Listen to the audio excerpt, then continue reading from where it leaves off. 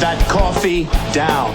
Coffee's for closers only. That's right, we're closing out these OTAs. It's day 9 in the books for the Giants. And again, this is Tim with Online Big Blue, bringing you the best in New York Giants sports talk entertainment. Want to talk about the final OTAs? We're going to be heading into mandatory minicamp soon, so this is when the fun really starts. Want to talk about the Giants' offensive rankings.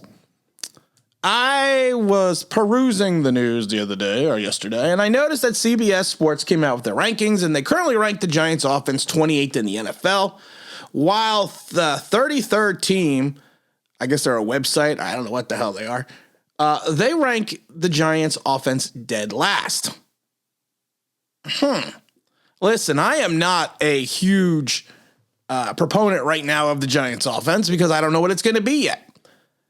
But their logic is, as we approach the last tier of positional groups, we see a common trend. The lack of a true proven number one, while a lot of the young talent are present in the company, the number one option in the pass game is lacking. These will be the teams that could struggle due to the lack of diversity on offensive on their talent. They can be one-dimensional at times and lack consistency. You know, I mean... Listen, there's a lot you can say about the Giants offense right now. You could say after looking, the litmus test is last year's offense, or I should say the last 6 weeks. And you can't even go by that because it wasn't even, you had Freddie Kitchens and you didn't have Daniel Jones. But you can't sit there and look at the talent on the Giants roster. And even going off of projected talent, you can't sit there and say that this team is ranking 28th. It's laughable to a point. And I've always said it, there's always seems to be a media bias against the Giants. There always seems to be them overlooking certain scenarios. I'm not saying the Giants are going to win 10 games. I'm not saying they're going to win 5 games. But I think they're going to be offensively better and more consistent because of the young talent. Now, the young talent's going to take time to grow.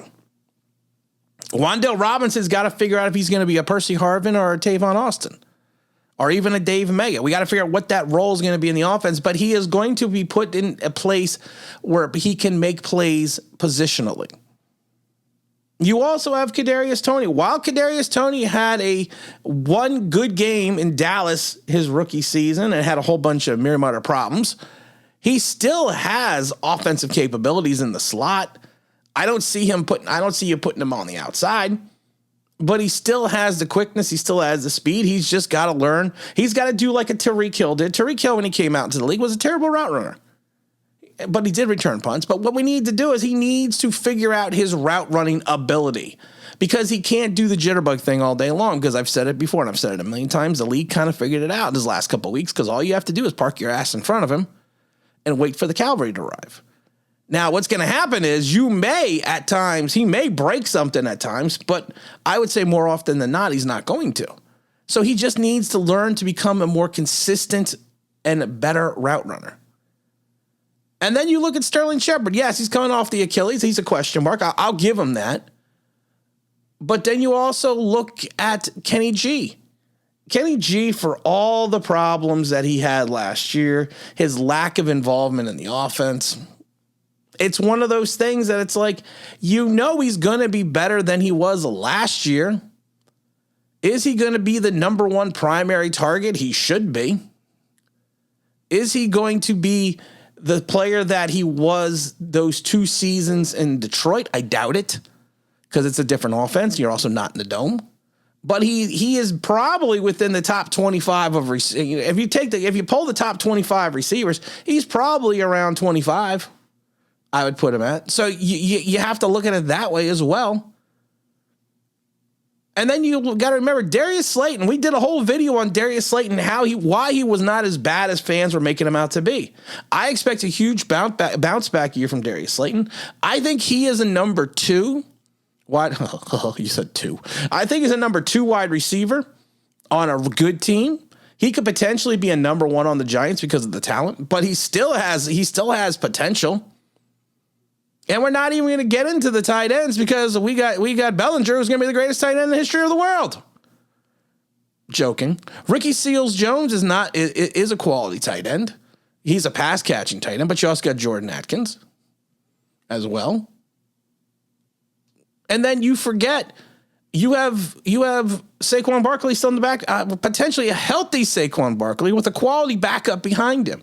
If you want to, and you know what? And we can't forget Daniel Jones.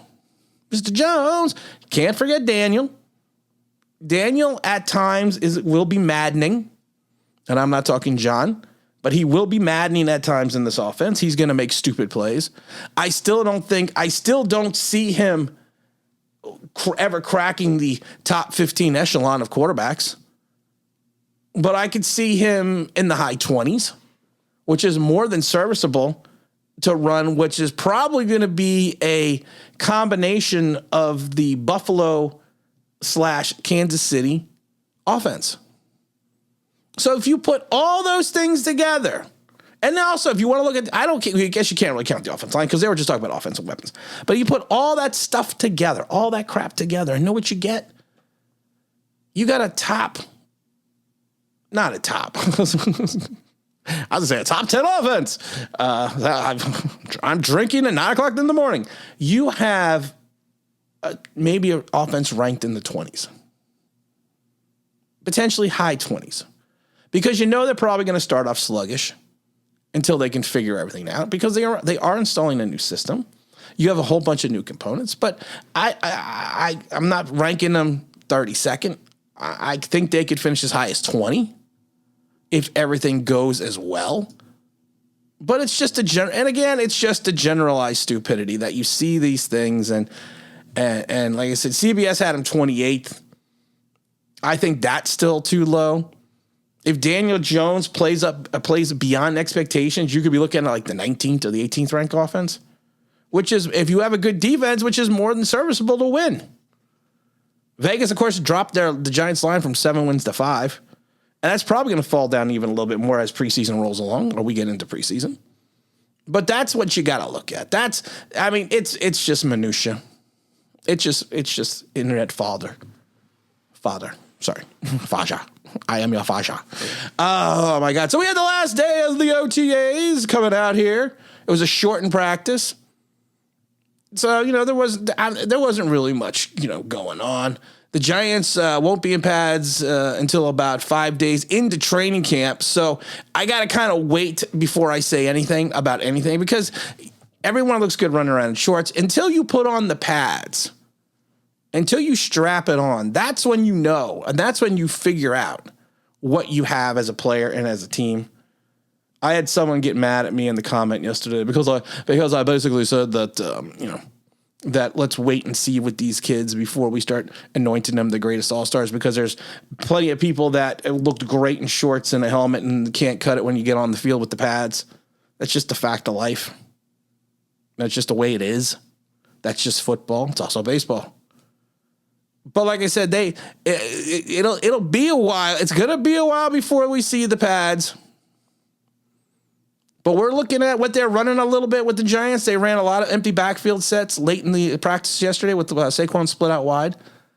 And I said this before, I would not be shocked if at one point in time you see Barkley, Wan'Dale Robinson, and Cadarius Toney in the same backfield.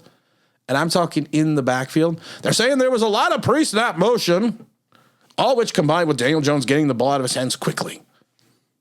And that's what they're going to have to do. That's exactly the way the Giants offense is going to need to play. The idea is going to be short step drops, get the ball quickly out of Daniel Jones' hand, which is what I felt they should have been running the last 2 seasons. And what you're going to do is doing that, you are going to limit his ability to create or make the mistake.